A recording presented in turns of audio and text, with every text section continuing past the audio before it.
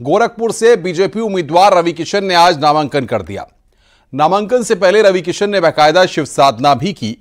रवि किशन ने भगवान शिव की पूजा की और उनसे आशीर्वाद लिया। इसके बाद रवि किशन नामांकन के लिए निकले। नामांकन के बाद रवि किशन सीधे जनसभा स्थल पहुंचे, जहां पर सीएम योगी ने चुनावी जनसभा को संबोधित किया और जनता से पार्टी के पक्ष में वोट की अपील की।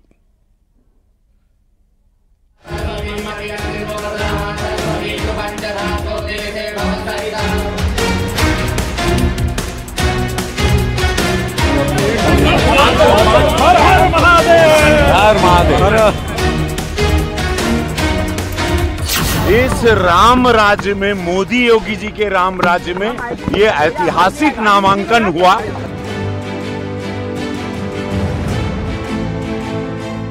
ये सारे लोग विपक्ष जो लूट के चले गए, उसके बाद एक ऐसा राम राज्य आया जहां दो निस्वार्थ संत मिले, मोदी योगी। मठ की विरासत पर महंत परंपरा से रवि किशन तक पहुंचे सियासी सफर का आज अहम पड़ाव है।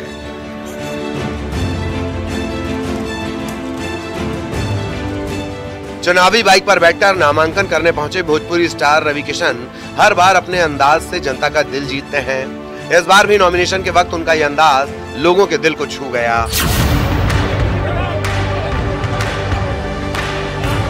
हर हर महादेव, हर महादेव।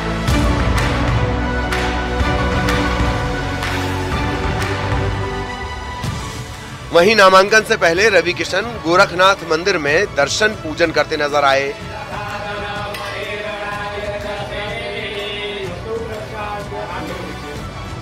मंदिर में प्रार्थना के बाद वो नामांकन के लिए गए। इस दौरान उन्होंने कहा कि मोदी योगी के कार्यों से विपक्षी पूरी तरह से हताश हैं। इस राम राज्य में, मोदी योगी जी के राम राज्य में ये ऐतिहासिक नामांकन हुआ, जहां पर 25 करोड़ गरीब लोग इस भारत में गरीबी रेखा से बाहर आ गए।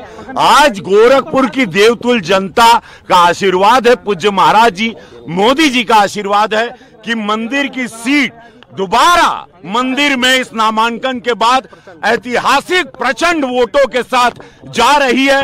पिछली बार के सभी रिकॉर्ड टूटने वाले हैं।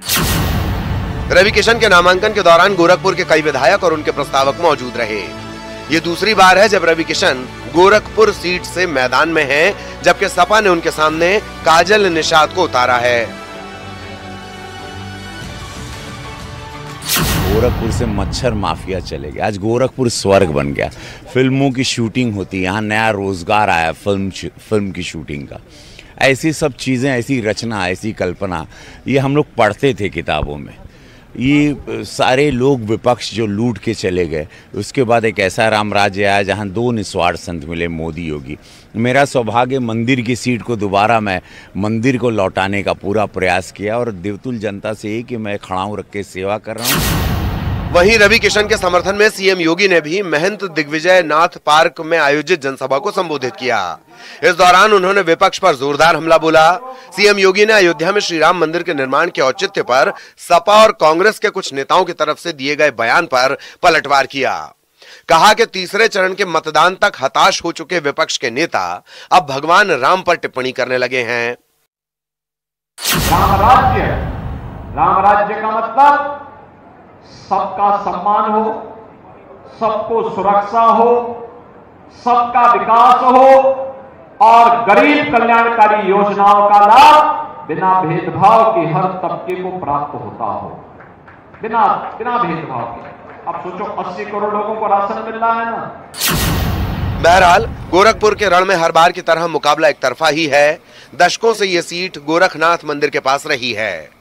सीएम योगी के मुख्यमंत्री बनने के बाद रवि किशन को उन्होंने यहां से उतारा था। देखना होगा दूसरी बार रवि किशन किस रिकॉर्ड को कायम करते हैं। Bureau report, news 18।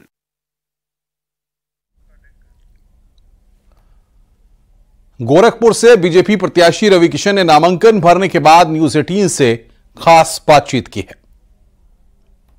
2014 में राजनीति में कदम रखा, 2019 में बीजेपी के टिकट पर चुनाव लड़े और गोरखपुर से चुनाव जीते। एक बार फिर से भाजपा ने उन्हीं पर भरोसा जताया है। न्यूज़ 18 पर इस वक्त मेरे साथ हैं गोरखपुर से सिटिंग एमपी और एक बार फिर से बीजेपी के लिए कंटेस्ट कर रहे रवि किशन जी। रवि किशन जी, बहुत स्वागत है आपका न्यूज 18 पर। नमस्कार, न्यूज 18 के सभी दर्शकों को प्रणाम। कैसी हैं आप? मैं एकदम बढ़िया हूँ। आप सबसे पूछते हैं और बताते हैं कि देश में काबा, यूपी में काबा, इस बार बताइए का काबा? यहाँ पे तो देखिए, अब आपको लग रहा है कि आप किसी सुंदर से शहर में, किसी बड़ी सिटी में हैं। यहाँ पर 1 लाख करोड़ का काम केंद्र का और राज्य का पिछले 5 साल में। ये पहला शहर है जिसने यहाँ पर शूटिंग का रोजगार फिल्मों का देखा हमारे आने के बाद। मोदी जी को धन्यवाद, पूज्य योगी महाराज जी को धन्यवाद कि उनके सानिध्य में मैंने जो सीखा, गरीबों को रोजगार कैसे देना, आत्मनिर्भर कैसे करना, कैसे सेल्फ जॉब क्रिएट करना, वो चीजें हैं। और एक वो जो बहुत ही सुंदर चीज हुई, जागरूकता हुई, लोगों ने अपने आप को, युवाओं ने मुझ में देखा कि जब ये इंसान कर सकता है, पूरे वर्ल्ड में इसका भी नाम हो सकता है, तो हम लोग भी कर सकते हैं। तो एक उम्मीद जगी सबको। वो थैंक्स और पूरा श्रेय जाता है मोदी योगी जी के इस राम राज्य में। योगी महाराज जी को एक एक पल के लिए उन्होंने मुझे उंगली पकड़ के सिखाया कि इस तरह से सदन में बात करना है, ऐसे अपनी बातों को रखना है। और मैं सबसे ज्यादा प्रश्न पूछने वाला पहला सांसद बना पूरे प्रदेश का। वाराणसी के बाद सबसे बड़ी हॉट सीट जिसे कहा जाता है वो गोरखपुर है। अब मौसम भी गर्म है, सियासत भी गर्म है, तो बताइए मुझे यहाँ मुद्दे कितने गर्म हैं गोरखपुर में? यहाँ पर मुद्दे देखिए, जब मैं आपके लिए सब कुछ कर दूं, मैंने आपको सुरक्षा एक बेटी के रूप में दी, मैंने आपको रोजगार क्रिएट किया, गीडा इंडस्ट्रियल एरिया लगाया, आपके पास एम्स है, फर्टिलाइजर मोदी जी ने दिया, आपके पास वंदे भारत ट्रेन है, आपके पास अनगिनत एयरक्राफ्ट है यहाँ पे जो यहाँ से चलते हैं, सड़कों का जाल है, केंद्र की सारी बड़ी योजनाएं इस धरती पर उतरी हैं, फ्यूचर बहुत बड़ा है। गोवा जाने की जरूरत नहीं, पानी में यहाँ पर क्रूज चलता है। शाम को आपको पेरिस या नेपेंसी रोड मुंबई की याद नहीं आएगी। इतना सुंदर गोरखपुर 4 लेन 6 लेन से भरा हुआ, एजुकेशन हब हो चुका है, हेल्थ का हब हो चुका है, सुरक्षा, सिक्योरिटी, सीसीटीवी, पूरे शहर को हमने सीसीटीवी से लॉक कर दिया कि कोई अपराधी निकल नहीं सकता। ये सारा प्रयास, ये सारी चीजें, प्रशासन, शासन, सब कुछ मिलके, नेतागण, विधायकगण, एक एक व्यक्ति और देवतुल जनता मिलके इसको चौमुखा एक अद्भुत सा माहौल बना। तो आप सरकार के कामकाज को तो लोगों के बीच में ले जाएंगे, लेकिन अगर चुनावी मुद्दों की बात करें राष्ट्रीय स्तर पर, तो ओबीसी पॉलिटिक्स को लेकर प्रधानमंत्री मोदी ने बयान दिया कि ओबीसी का हक छीन करके मुस्लिमों को देना चाहता है विपक्ष। इस पर आप क्या बताना चाहते हैं? देखिए, विपक्ष ने हमेशा तुष्टीकरण की राजनीति की है। उन्होंने एक समुदाय को ऐसे ही भड़काया, बरगलाया, आनंद, उनको लालच देके, उनको हमेशा एक चॉकलेट झूठा देके, या उनके लिए अपना एक वोट बैंक करने के लिए उन्होंने देश के अहित में भी काम किया। वोट ही उनकी राजनीति रही, परिवार ही उनकी राजनीति रही। और परिवार के लोग, जैसा सपा के 2 दर्जन लोग परिवार से ही चुनाव लड़ रहे हैं, तो ये पूरा देश को पता चलेगा। प्रधानमंत्री मोदी जी ने जिस चुनाव में जो जो शब्द कहे, उसमें कोई भी गलत बात नहीं की, सत्य ही कहा है। मणिशंकर अय्यर का एक बयान सामने आया है। आज ही उन्होंने कहा, अभी सैम पित्रोदा साहब के बयान की चर्चा थी, हालांकि कांग्रेस ने उन पर कार्रवाई कर दी, लेकिन अब मणिशंकर अय्यर कह रहे हैं कि भारत को पाकिस्तान का सम्मान करना चाहिए क्योंकि उसके पास एटम बम है, अगर उसने गिरा दिया तो। इससे पता चलता है कितनी डरपोक पिछली सरकार रही 2014 के पहले, कितनी कमजोर रही, कितनी लाचार, बेबस रही, और कितना कमजोर अपने देश की जनता को ये लोग ऐसे बयान से पहले भी करते आए। उसी के बल पर सब लोगों ने अटैक किया, परास्त किया, और चाइना हो, पाकिस्तान हमेशा धमकाता रहा। अब मैं मणिशंकर अय्यर जी को, उम्र दराज व्यक्ति हैं, सीनियर हैं, तब भी मैं कहना चाहूंगा, शायद उनको पता नहीं कि नया भारत है, ये घर में घुस के मारता है। मोदी जी का फोटो दिखा दो तो पाकिस्तान कोमा में चला जाता है, मिर्गी के दौरे पड़ते हैं वहां की मिलिट्री को, खाली कह दो मोदी और नाम से सबको मिर्गी के बुखार आने लगते हैं। सैम पित्रोदा जी के बयान की आलोचना हुई। मणिशंकर अय्यर जिन्होंने पूर्व में चाय वाला कहा था, आपको याद होगा 2014 के चुनाव से पहले उन्होंने प्रधानमंत्री को चाय वाला कहा था और उसके बाद तो सुनामी आई थी, अगर रिकॉर्ड मतों से जीती थी भाजपा।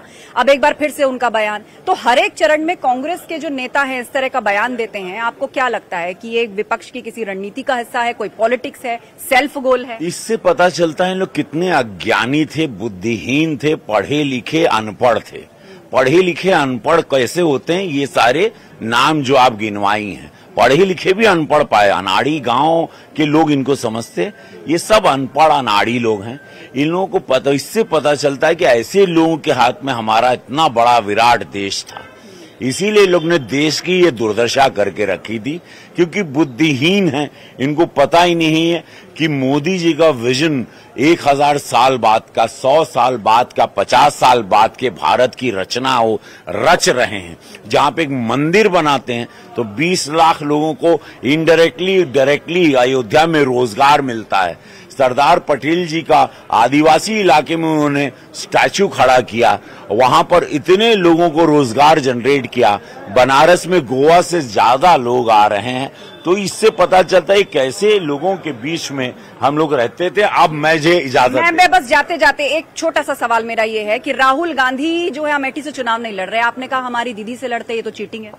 हाँ, ऑफ कोर्स उम्मीद थी हमारी दीदी से लड़ते, गलत किए, इन्होंने धोखा दिया हम लोग को इतना मजा था कि कितना मजेदार लड़ाई होगी, कांटे की टक्कर होगी, कौन जीता कौन हारा उसमें टाइम पास भी हो जाएगा।